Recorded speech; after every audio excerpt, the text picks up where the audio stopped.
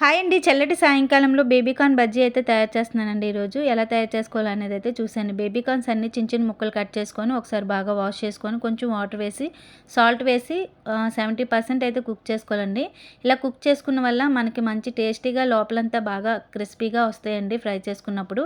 So తర్వాత స్ట్రైనర్లో అయితే cook అయిపోయింది. స్ట్రైనర్లో అయితే వడకట్టుకుంటున్నాను.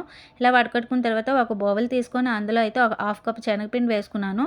2 స్పూన్ మైదా పిండి, 1 స్పూన్ బియ్యం పిండి, 1 స్పూన్ కారం, కొంచెం ధనియాల పొడి, కొంచెం మసాలా పొడి, తగినంత సాల్ట్. ఆల్రెడీ సాల్ట్ అందులో వేసుకున్నాం కదా, చూసుకొని సాల్ట్ వేసుకొని థిక్‌గా బజ్జీ పిండిలాగా అయితే కలుపుకోవాలండి. ఇలా కలుపుకున్న తర్వాత మనము ఉడికించుకున్న స్వీట్ కార్న్స్ ఇందులో వేసుకొని కోట్ చేసుకోవాలండి. ఆల్రెడీ అయితే నేను ఆయిల్ హీట్ చేసుకున్నాను. సో మనం అన్నీ ఇందులో వేసుకొని బ్రౌన్ కలర్ వచ్చే వరకు ఫ్రై చేసుకోవడం అండి. టేస్టీ బజ్జీ అయితే రెడీ అయిపోయి మంచి క్రిస్పీగా ఉంటాయండి. లంచ్‌లోకి బావుంటాయి. అలానే మనం స్నాక్‌లో కూడా తినొచ్చు. ఈ వీడియో నచ్చితే లైక్ చేయండి. అలానే సబ్స్క్రైబ్ చేసుకోండి. బై అండి.